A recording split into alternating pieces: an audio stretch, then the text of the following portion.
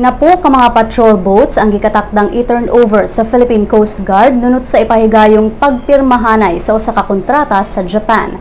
Si Philippine Ambassador to Japan, Manuel Lopez, nibutyag nga ang pirmahanay sa kontrata gikatakdang sanmutan ni President Benigno Aquino III kinsa anaa karon sa Japan alang sa iyang state visit.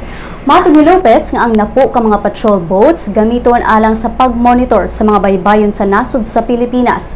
Gamiton sab ang mga patrol boats alang sa disaster response and relief. Ning pagbalita, wala pa hinon gibutyag ang pitsa kung kanus amo abot dinhi sa Pilipinas ang mga patrol boats. Apan matud ni Lopez, gikatakdang i-turn over kini pinaagi sa Official Development Assistance Facility. Si President Aquino niabot sa Haneda International Airport sa Tokyo kagahapon, June 2, alang sa iyang upat ka adlaw nga pagbisita sa Japan.